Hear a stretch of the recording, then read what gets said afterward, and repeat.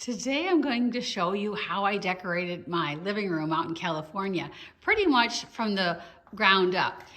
When we moved in, it was a large room, and what I wanted to do, and I'm a big fan of, is I wanted to just start with a really neutral canvas. So I purchased just some big pieces, great big kind of a tan or sand colored sofa and ottoman, which I think are really great neutral pieces. I did that because I think that I can then change the pillows up as the seasons unfold. And then I knew red was going to be my main accent color in my adjacent kitchen, so I purchased a great big rug that's kind of a pale red, a little bit of blue and cream in it, which was really a great start. And then you're gonna have to see what else I did with all this. So then I should also mention that my husband and I had a lot of walls to fill when we moved in, and this house had little alcoves where we had some shelves built. We bought this really cute kind of a picture of a restaurant scene. Makes it look like you're going into a room, again with some red and cream tones. We bought that at a consignment store. And over here, as I did in my kitchen, I put this big rooster in that I brought from Chicago, just with all my books. So this was just sort of those are my cookbooks, and so sort of a cute little alcove space. All right, so now once I had this all done, so lighting was a priority, and we put in some little red, we have can lighting in the whole room, but we added some little red ginger jars to this darling heavy, kind of a walnut finish sofa table that we put behind one of the sides of the sofa.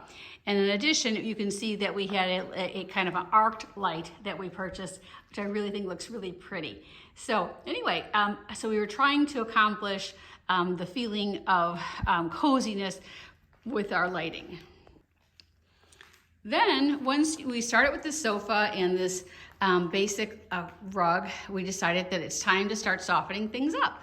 In in addition, we went to a local consignment store and found this really pretty impressionist painting that had some, yellows and reds in them, and even a little bit of blue, which will serve as foreshadowing for how we're going to decorate. When you have a big sofa or any kind of a sofa, I really think it's a great idea to start with a neutral colored, solid color, because I think it looks pretty and it gives you lots of flexibility.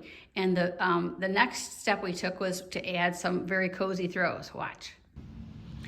As I've mentioned in other articles, I really am a fan of using odd numbers of items as often as you can. So I have a total of 3 really cozy throws, and these are actually made out of, this one's made out of a fake fur, and it's matched, it's over there. And then this one's really fun. This is sort of a slubby knit one that I just love for the texture. It kind of reminds me of a fishing net.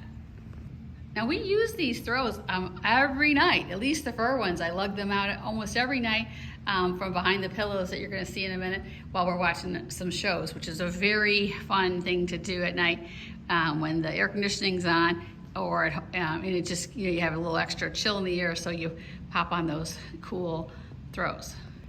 And then, remember, I wanted to get some reds and some yellows or some oranges going, because I was going for a kind of a country French feel. I had some pillows made in yellows and oranges, and you can see how they mixed in with the what we have to start. So I went and had some fabric. I found some fabric at a fabric store in North Carolina online, and I actually had some pillows made. But I'm going to link some very similar ones. This is sort of a little small, sweet French print, and it's got a small pattern on it in yellows and oranges. And then over here, I actually had a pillow made out of the same fabric that my kitchen valance is made out of. It's sort of a sunflower, yellows and reds and green fabric. So it's a sunflower and stripe. And then over here, I had the same ones as over on the other corner of the couch. That was cute, I liked it. And so I thought it was probably time now to start working on the ottoman. And an easy way to do that was to just get a great big tray online, and this great big wicker tray took up almost all of the ottoman and will give me a flat surface, so if I decide to put a drink down at night, which I do most evenings, it'll have a safe spot. But we need to decorate it, so watch and see what I did. First I added some candles, which I light at night when we're watching TV. This is what I put on next. I made an arrangement out of silk flowers, out of some yellow, little, I think there's ranunculus and little orange poppies and some ivory. And I just put all those little plants together in a small copper container. And I just thought it looked very soft and pretty, and it tied together all the colors. And you can see that it looks, it looked very coordinated. And I was happy. I thought everything looked very soft and pretty and interesting. But then I thought we still needed some more softening of the corners. So when that happens, I decided I needed to get some plants. So let me show you what I did. So I got some silk hydrangeas, put them in little galvanized containers on the sofa table. And then over here, I actually had a cute fern stand that I found at a consignment store, kind of a burnished red plant stand. And I bought a silk fern to put there, which I think looks nice and lush in the corner. And then over here on this little side table, I got a little green, kind of a little ferny little plant. Again, all these are silk because I don't want to have to deal with replacing them since I travel back and forth between Chicago and here. And then over in the alcove, I actually put a little bit of ivy on the shelves. So this is a great trick to realize how much greenery can really make a difference in making the space look softer, as well as the silk flowers. Don't you agree? So I thought I was done. I thought everything looked great. It was kind of pulled together. And I thought, well, maybe I'll just add a few more accents. So let me show you what I added. A friend gave me this really darling little red and yellow tray with some topiaries on it.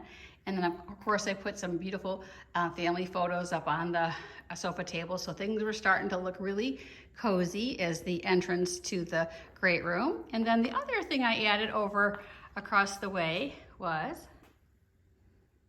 a little white ceramic bunny, and I just popped him on the cookbooks, and I think he looks really cute. And he can stay out all year except for at Christmas. So now I really thought I was getting close to being done, or thought I was done, and we actually lived with this very pretty, colorful yellow and red and cream room for several years. But then, as you may have heard from my kitchen refresh, I read an article saying that blue and white pottery can actually go really well with any kind of decor. And I thought, well, really, any kind of decor? So I decided to give it a test, because actually blue is part of in my rug, and it's actually in my little impressionist painting over there on the wall. So, and I certainly have a blue pool outside my window. So I thought, well, maybe they were right. Maybe I should add some blue and white. And I had some containers from Chicago that I brought. So let me show you what I did with those. So I decided to add some blue and white pottery containers over here in this little alcove. My husband's not a fan of big containers obscuring any artwork, but these look too small to me. So I decided they probably needed a little bit of greenery. Here's that same alcove with some little blue and white pottery in it and a little bit of greenery, some silk ferns. And then I thought it might be fun to add some blue and white pillows. So watch that. So this is what it looked like with the pretty blue and white pillows. And I thought this was really a great move because it really gave some nice crispness to the yellow and the orange. It tied in the blue, which I've also used in my kitchen. So I thought we were gonna really be done. And I just about was done. But then my friend Irina was visiting, and she said, well, why don't you get some blue flowers? And I thought, blue flowers? And she was right. I added a couple little blue flowers that look like bachelor buttons that are also silk, of course, and they really did help to light up the arrangement and tie it in with the kind of bluish pillows. All right, so now I'm gonna give you a tour of the whole room. So here's the room as I'm looking into it from the kitchen. You can see how we've got the pretty table with all the little frames and the ginger jars and the hydrangeas, which look all kind of soft, and the nice soft lighting. It's great to have overhead lighting in the form of cans, but when you're watching TV or in the evening or you have company, it's also cool to have some lamps to bring the lighting further down. And you can see all the pretty greenery. You can see the yellow, orange, reds and yellows and blue pillows, the nice throws all around. You can see how it all in the ottoman, the rug, how it all kind of really flows together and looks really pretty and soft. And then you can even see how the arc lighting works to kind of bring in the softness that we want. And then, as I said, over here, we've got this pretty alcove with the reds and cream painting, as well as the blue and white pottery. And last but not least, we have this very fun little alcove that's got the rooster, which is a French thing, the bunny, and the ivy. So isn't that pretty? That's my living room.